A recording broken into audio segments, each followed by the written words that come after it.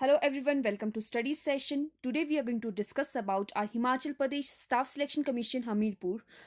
HPSSC ने notifications निकाली है 379 पोस्ट के लिए, उसके बारे में आज हम डिस्कस करने वाले हैं। ठीक है, ये नोटिफिकेशन आज ही निकली है, जो कि क्या है, आज 8/4/2021 में।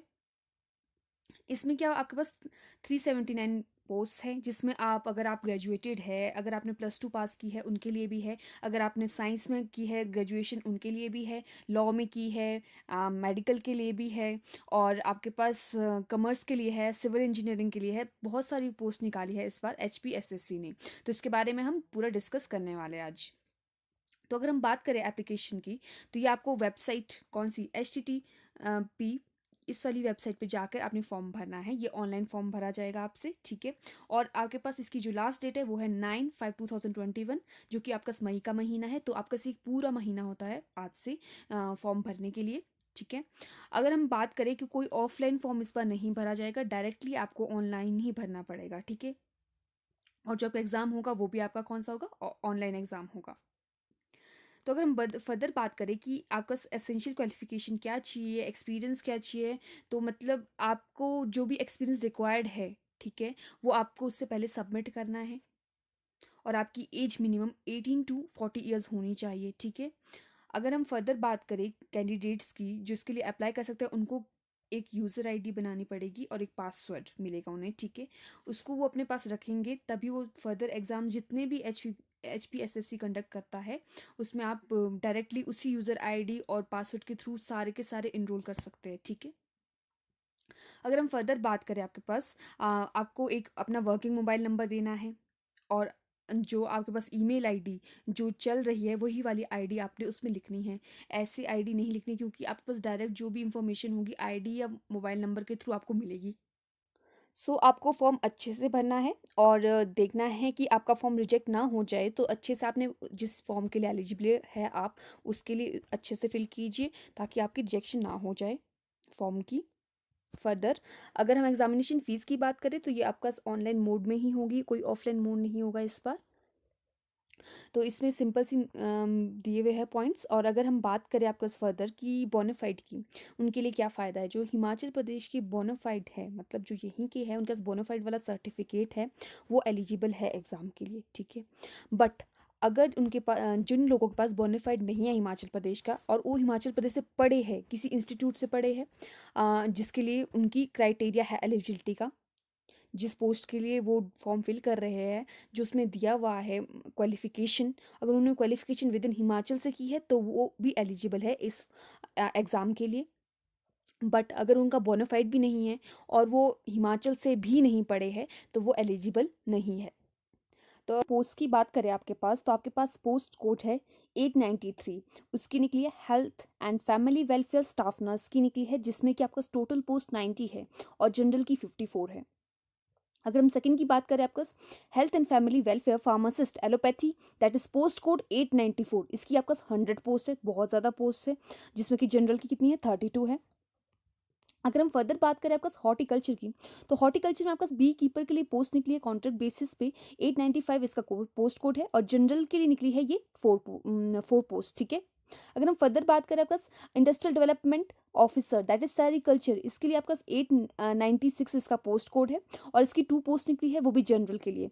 अगर हम फर्दर बात करें आपका fifth one, that is HP food civil services and consumer affair weight and measures organisation, इसका पोस्ट कोड है आपके पास 897, और जनरल के लिए कितनी निकली है, 1 पोस्ट, दैट इज टोटल भी 1 ही पोस्ट है इसमें। अगर हम फर्दर नेक्स्ट की बात करें, that is six one, that is HP state agriculture marketing board accountant, ये भी कॉन्ट्रैक्ट बेसिस पे है, आपके पास पोस्ट कोड है इसका 898, और इसमें टोटल पोस्ट है 2। तो फर्दर अगर हम बात करें सेवन्थ वन की, that is HP state agriculture marketing board auction recorder की निकली है 899, पोस्ट कोड है इसका जनरल के लिए 4 निकली है, टोटल पोस्ट कितनी है, 6 है इसमें। अगर हम 8 की बात करें, that is HP power transmission corporation में, उसमें निकली है आपका 5 पोस्ट निकली है, ठीक है, और 900 इसका पोस्ट कोड है। अगर हम फर्दर 9 की बात करें, आपका HP पावर ट्रांसमिशन कॉर्पोरेशन के लिए में निकली है पोस्ट आपके पास 2 पोस्ट है सिर्फ, और इसका पोस्ट कोड है 901। अगर हम 10th की बात करें, आपका 902, ठीक है, इसके लिए आपका 1 पोस्ट निकली है सिर्फ, वो भी SC के लिए। अगर हम 11th की बात करें तो बहुत से डिपार्टमेंट हैं। जूनियर ऑफिसर असिस्टेंट JO की इंफॉर्मेशन टेक्नोलॉजी में आपका पोस्ट निकली है, ठीक है। जो फर्दर कैटेगराइज की है, DC सोलन हो गया, प्रिजन करेक्शनल सर्विसेज होगी, सेटलमेंट ऑफिसर शिमला हो गया, इंफॉर्मेशन टेक्नोलॉजी हो गया, प्रोसिक्यूशन के लिए हो गया, ठीक है, empowerment of SCs OBCs minorities and the special abled. तो इसके लिए ये डिपार्टमेंट अलग अलग कैटेगराइज किए गए हैं, आप इसको अच्छे से देख सकते हैं कितनी किस में निकली है, ठीक है। तो टोटल कितनी है, 23 पोस्ट निकली है इसकी आपके पास। अगर हम 12th की बात करें, आपका हिमाचल रोड ट्रांसपोर्ट कॉर्पोरेशन में लॉ ऑफिसर में एज अ लॉ ऑफिसर निकली है आपके पास, जो कि कॉन्ट्रैक्ट बेसिस में होगा। HRTC में तो ये एक पोस्ट निकली है सिर्फ, वो भी जनरल के लिए, ठीक है। अगर हम फर्दर बात करें हेल्थ एंड फैमिली वेलफेयर की, मेडिसिन लेबोरेटरी टेक्नीशियन की भी आपका कॉन्ट्रैक्ट बेसिस पे निकली है, एक 29 पोस्ट है, ठीक है, जिसमें कि जनरल की 18 पोस्ट है।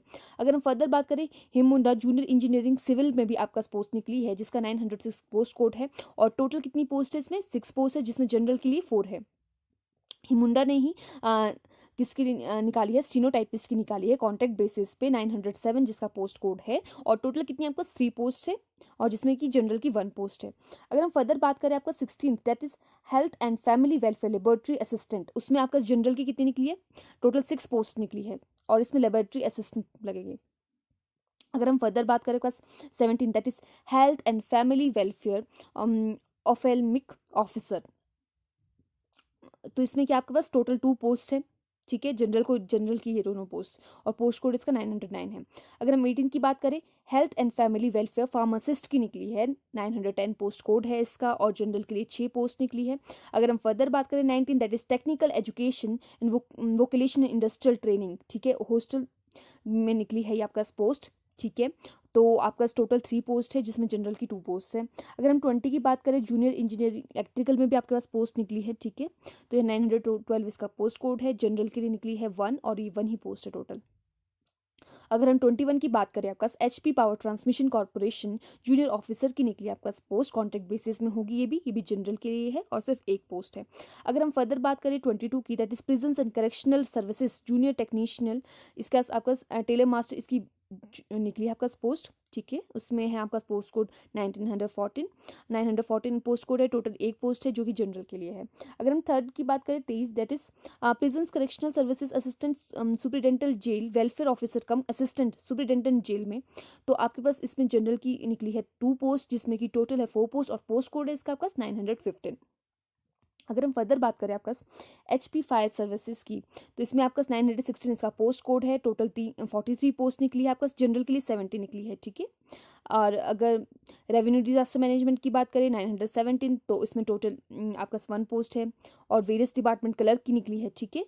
तो डिप्यूटी कमिश्नर सोनल में, deputy commissioner Una, technician education vocational training Sundernagar, HP state consumer disputes redressal commission, तो आपका टोटल निकली है 10 पोस्ट है, ठीक है। तो अगर आप नेक्स्ट की बात करें, दैट इज एलिमेंट्री एजुकेशन, ये लैंग्वेज टीचर की निकली आपका पोस्ट, शिमला डिस्ट्रिक्ट में निकली है, आपका टोटल 9 पोस्ट है, जिसमें कि जनरल की 4 होगी। पंचायती राज में भी निकली है होटल वार्डन, जिसमें कि क्या है आपके पास टोटल 2 पोस्ट है, जो कि जनरल की है, और पोस्ट कोड इसका 920 है।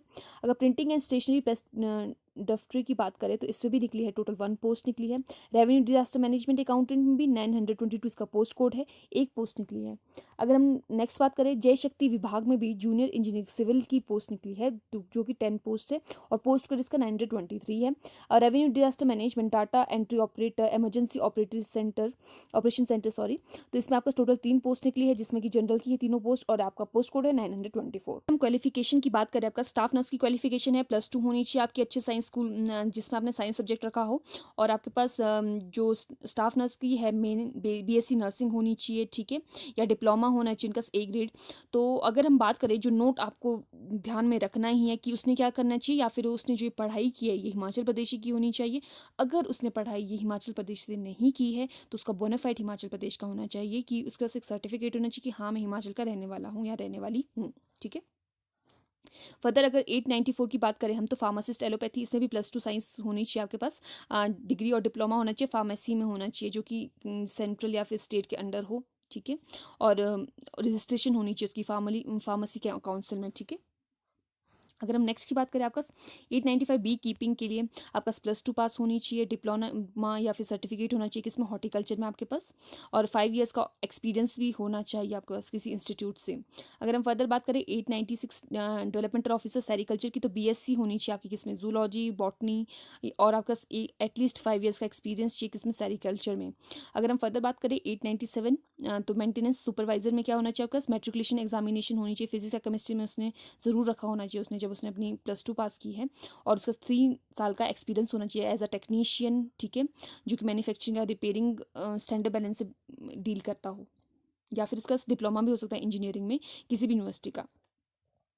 अगर हम बात करें 898 अकाउंटेंट की बात करें, तो उसकी बीकॉम होनी चाहिए और उसको नॉलेज होनी चाहिए किसी कंप्यूटर एप्लीकेशन की और टैली की, बैलेंस शीट की, एक्सपीरियंस होना चाहिए कमर्शियल अकाउंटेंसी में, ठीक है।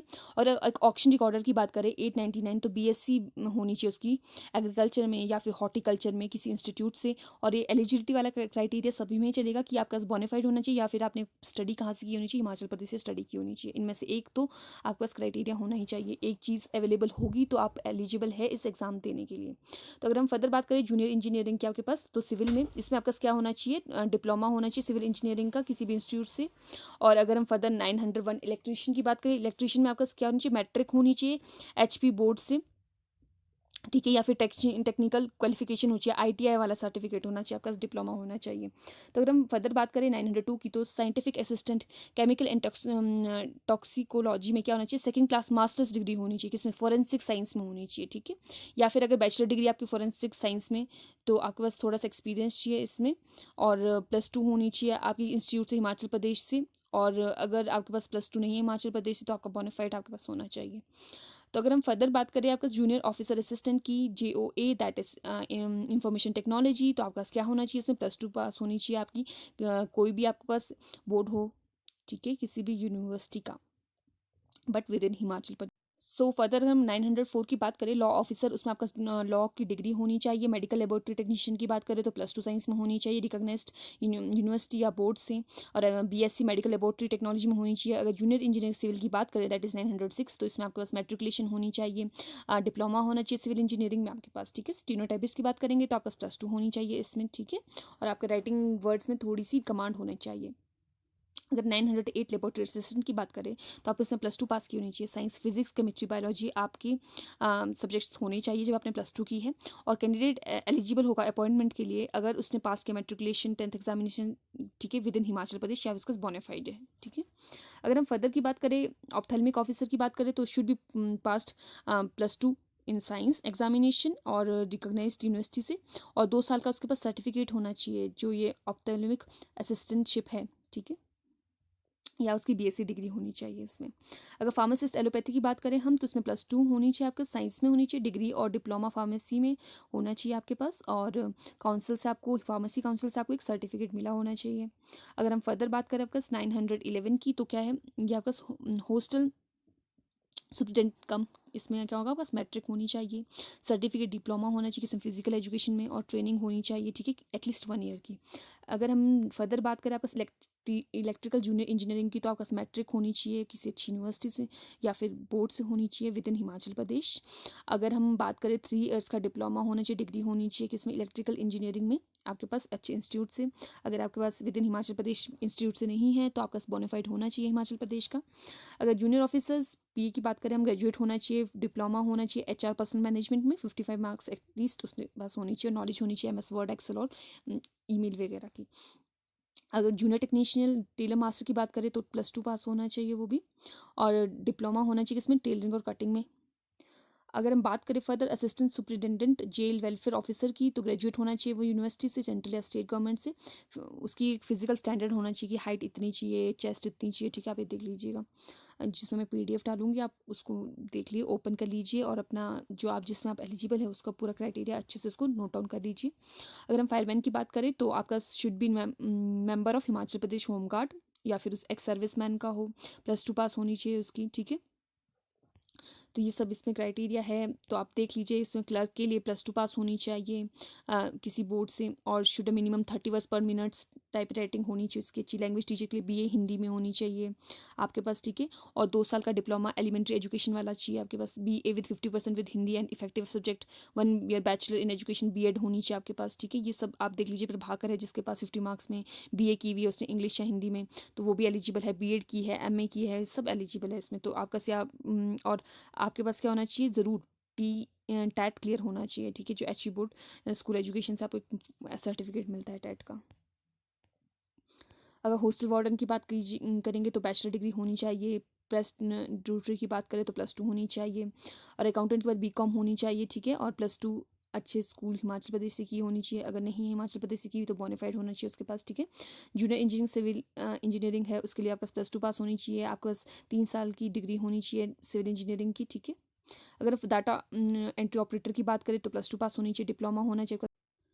अगर हम मोड ऑफ सिलेक्शन की बात करें पार्ट 1 की, तो रिटन एग्जाम होगा आपका 85 मार्क्स का होगा, जिसमें कि 170 मल्टीपल चॉइस क्वेश्चन आएंगे, और हर एक जो क्वेश्चन है आपके पास वो हाफ मार्क का है। तो 170 क्वेश्चन होंगे, तो अच्छे से अटेम्प्ट करना उन्हें।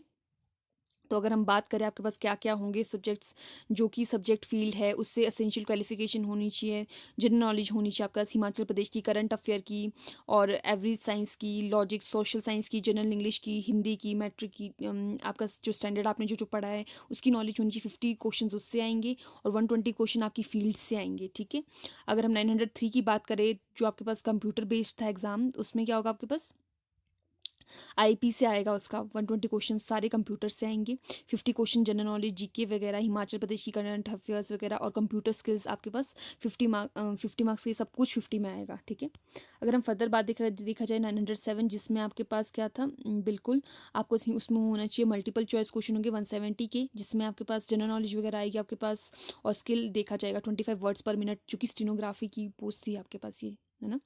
अगर हम नेक्स्ट की बात करें 908 टू 910, ये पोस्ट थी आपके पास, किसकी थी 909 से 10 तक, ऑफ्थेल्मिक ऑफिसर एंड फार्मासिस्ट की, ठीक है, एलोपैथी वगैरह, इन सब की जो ये पोस्ट थी, इनके लिए एक फर्दर क्राइटेरिया दिया हुआ है कि आपके पास कैसे कैसे एग्जाम आएगा, उसके बारे में डिस्कस करते हैं। जिसमें यहाँ का फील्ड से रिलेटेड 120 क्वेश्चन आएंगे, बाकी 50 क्वेश्चन जनरल नॉलेज के आएंगे, सिंपल। और बाकी देखा जाए तो आपके पास 170 क्वेश्चन हैं, तो जो आपके पास उसकी दी थी प्रिजन ऑफिसर की दी थी आपके पास जो पोस्ट, उसके लिए आपके पास जनरल नॉलेज होनी चाहिए आपके पास, और 170 क्वेश्चंस होंगे जो कि मैट्रिक से रिलेटेड ही क्वेश्चन आएंगे, ठीक है। अगर 960 की बात 16 की बात करें, इसमें भी आपके पास फिजिकल स्टैंडर्ड होना चाहिए आपके पास, 170 मल्टीपल क्वेश्चंस होंगे, और बाकी +2 तक के क्वेश्चन स्टैंडर्ड इंग्लिश, हिंदी वगैरह आएगी, मैट्रिक वगैरह क्वेश्चन आ जाएंगे, थोड़े से करंट अफेयर्स आ जाएंगे। तो अगर हम फर्दर बात करें आपका 918 पोस्ट की, तो उसमें 170 क्वेश्चन, यही सिंपल सभी में ये एक सा ही है। तो आपके पास जो सेकंड पार्ट 2 है, उसकी वैल्यूएशन 15 नंबर की किस तरह की जाएगी, जब आपका वेटेज देखी जाएगी कितने नंबर है आपके, ठीक है, कितनी परसेंटेज है, उसको मल्टीप्लाई कर देंगे 0.025 से, उस हिसाब से आपका नंबर मिल जाएंगे, आपको मार्क्स मिल जाएंगे इस एरिया में कि इतने नंबर है आपके पास, ठीक है। तो वेटेज दी जाएगी, जिसके ज़्यादा नंबर होंगे उसको ज़्यादा नंबर मिल जाएंगे, ठीक है, जिसकी ज़्यादा अच्छी परसेंटेज होगी। तो अगर हम फर्दर बात करें कि जो बैकवर्ड एरिया पंचायती इसमें आ जाते हैं, उनको 1 नंबर मिल जाएगा एक्स्ट्रा, ठीक है। और लैंडलेस है उनको भी 1 नंबर मिल जाएगा। नॉन एम्प्लॉयड सर्टिफिकेट है किसी के पास, तो उसको भी 1 नंबर मिल जाएगा, ठीक है। Differently abled person with a more than a 40% disability होगी, उसको भी 1 नंबर मिल जाएगा। और जो NSS है उसको 1 नंबर, BPL 2 नंबर, ठीक है। और विडो डिवोर्स है उसको 1 नंबर, सिंगल डॉटर है तो उसको भी 1 नंबर एक्स्ट्रा मिल जाएगा, ठीक है। ट्रेनिंग एटलीस्ट 6 मंथ की ट्रेनिंग की हुई है तो 1 नंबर, एक्सपीरियंस में है उसको 5 साल का गवर्नमेंट में तो 2.5 मार्क्स उसको मिल जाएंगे, ठीक है। ये एक्स्ट्रा नंबर है जो मिल जाता है, जो 15 वाला क्राइटेरिया होता है उसके अंदर, ठीक है। जो आपको ध्यान में रखना है, जब आप कैंडिडेट है, जब आप फॉर्म भरोगे तो ऑनलाइन सबमिट करेंगे तो उसको अच्छे से भरना है, स्कैन्ड कॉपी होनी चाहिए आपका, फोटोग्राफ होनी चाहिए, सिग्नेचर होनी चाहिए, ठीक है। और आपको अच्छे से अप्लाई करना है, उसकी लास्ट डेट देख के उससे पहले अप्लाई करना है। Name, father's name, mother's name, date of birth, matric certificate, सारे आपका स्कैन फोटोग्राफ, स्कैन सिग्नेचर्स, जो आपका फोटोग्राफ होगी वो 50 KB से ज़्यादा नहीं होनी चाहिए, और जो ना ही कम होनी चाहिए 30 KB से, ठीक है। ये बहुत ज़्यादा ज़रूरी है, वरना वो अपलोड होगी ही नहीं। और जो कैंडिडेट को इंश्योर करना है कि वो जो भर रहा है, जो फॉर्म भर रहा है, तो उसके लिए एलिजिबल है भी है कि नहीं, और कैटेगरी वाला सर्टिफिकेट अपना बिल्कुल अगर आपके पास है तभी आप उसको साइन करें, ठीक है। अगर हम फर्दर बात करें कि +2 की जो ये आपका एलिजिबिलिटी है, ठीक है, तो आपका अगर +2 आपने नहीं किया, 10th आपने नहीं किया हिमाचल प्रदेश से, तो आपका बोनाफाइड सर्टिफिकेट होना चाहिए, ठीक है। फर्दर बात करें SC ST एक्स सर्विसमैन, इनको सबको बेनिफिट मिल रहा है इसमें। फर्दर जो देख लीजिए आप इसमें फर्दर कितनी अंदर रिजर्व पोस्ट है, उसके अकॉर्डिंग इनको बेनिफिट हो रहा है इसमें। अगर किसी ने मल्टीपल फॉर्म दिए तो रिजेक्ट हो जाएंगे वो। तो फर्दर अगर हम बात करें, ये सिंपल सा आपके पास, तो अगर हम डायरेक्ट फ़ीस की बात करें तो फ़ीस इसमें देखिए जनरल कैटेगरी के लिए 360 है, और सर्विसमैन ऑफ HP के लिए भी, EWS इन सब के लिए 360 है। जनरल IRDP फिजिकल हैंडीकैप्ड है जो वार्ड ऑफ एक्स सर्विसमैन है, उसके लिए 120 फ़ीस है। जो आपके पास SC है, OBC है, BPL है, EWS है, ठीक है, इन सब के लिए क्या आपके पास 120 फ़ीस है। अगर देखा जाए फीमेल कैंडिडेट और एक्स सर्विसमैन ऑफ HP, उनको कोई फ़ीस नहीं है, ठीक है, और या फिर इम्पेयर्ड है, वो ब्लाइंड है विजुअली HP के, तो उनको भी कोई फ़ीस नहीं है। तो मोड ऑफ पेमेंट आपको पता है, क्रेडिट कार्ड डेबिट कार्ड के थ्रू ऑनलाइन पेमेंट करनी है आपको, ठीक है। और आपको इसकी साइट पे जाना है, डायरेक्ट लॉगिन करना है, पासवर्ड आपको मिल जाएगा, पासवर्ड करना है जो है आपको, उसको नोट डाउन कर देना है, और हर बार जितनी बार एग्जाम भरेंगे आप उससे ही लॉगिन, और आपको अगर पासवर्ड लर्न होगा तो उससे ही आप लॉगिन कर सकते हैं एग्जाम के लिए। एडमिट कार्ड आपके पास वेबसाइट में आ जाएंगे, उसको देखते रहिए, ठीक है। सो आपके पास ये सारा फॉर्म की डाटा है। So if you like my video please like share and subscribe my channel, और आपके पास ये लिंक में मैं PDF शो कर दूंगी, so you can go through with this PDF, and thank you so much for watching my video.